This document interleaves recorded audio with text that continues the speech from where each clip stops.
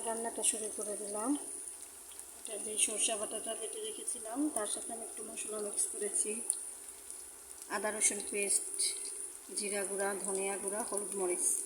আর আমি সরষাটাকে পেস্ট করেছি সাথে কাঁচামরিচ আর রসুন দিয়ে। আর যে পাকা ধুন্দুলটা ওটাকে একটু বেটে নিয়েছি।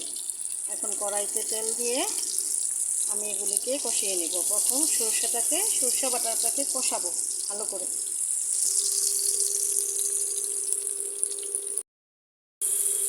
সরষা বাটাটা দিয়ে দিলাম। এখন এটাকে আমি ভালো করে কষিয়ে নিচ্ছি।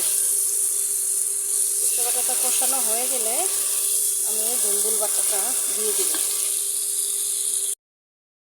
কষানো হয়ে গেছে, এখন আমি ধুন্দুল বাটাটা দিয়ে দিলাম। আপনারা চাইলে শুধু এইভাবে সরষা বাটা দিয়ে ধুন্দুল কষিয়ে খেতে পারবেন, কিছু ছাড়াই।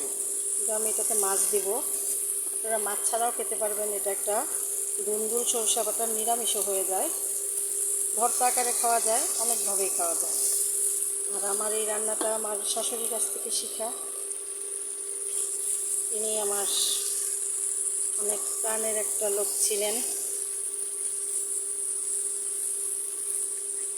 এখন নেই। তার কাছ থেকে আমি অনেক কিছু শিখেছি। অনেক অনেক ভালো রান্না করতেন, তার কাছ থেকেই শেখা।